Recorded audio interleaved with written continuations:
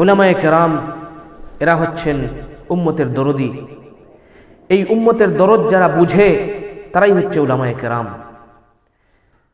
আল্লাহ রাসূল সাল্লাল্লাহু আলাইহি ওয়াসাল্লাম উলামায়ে কেরাম সম্পর্কে বলেছেন, ইন্নাল উলামা ওয়ারাসাতুল আম্বিয়া ওয়া ইন্নাল আম্বিয়া লাম ইউরিসু দীনারা ওয়ালা দিরহামা ওয়া ইন্নামা ওয়ারাসুল ইলম ফামান আখাযাহু আখাযা বিহাজ্জ ওয়াফির।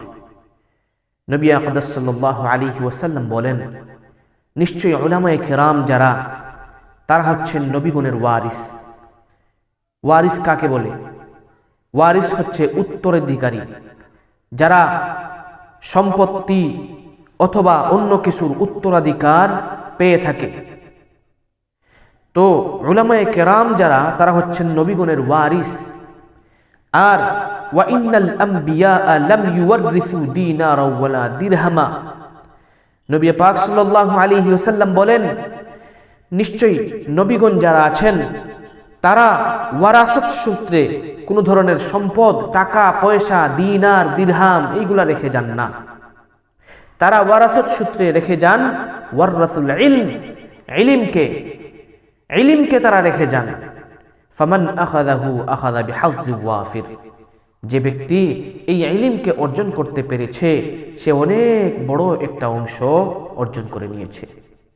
এজন্য এই উম্মতের দরদি যাদেরকে বলা হয় তারা হচ্ছে উলামায়ে কেরাম।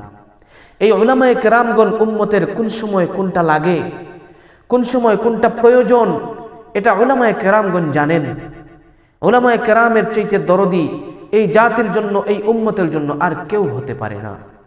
এজন্য আসুন উলামায়ে কেরামদের অনুসরণ করি, উলামায়ে কেরামদের ইত্তেবা করি, উলামায়ে কেরামদেরকে মহব্বত করি, উলামায়ে কেরামদেরকে ভালোবাসি। তাদেরকে যত বেশি মহব্বত করব তত বেশি আমার ফায়দা হবে, আমার ঈমানের ফায়দা হবে, আমার আমলের ফায়দা হবে, আমার সব কিছুর ফায়দা হবে। এজন্য আসুন আল্লাহ রাব্বুল আলামিনের রাসূল সাল্লাল্লাহু আলাইহি ওয়াসাল্লাম যাদেরকে সম্মান করার কথা বলেছেন, যাদেরকে তাজিম করার কথা বলেছেন, যাদেরকে অনুসরণ করার কথা বলেছেন, তাদেরকে আমরা সম্মান করি, অনুসরণ করি, তাজিম করি, মহব্বত করি, ভালোবাসি।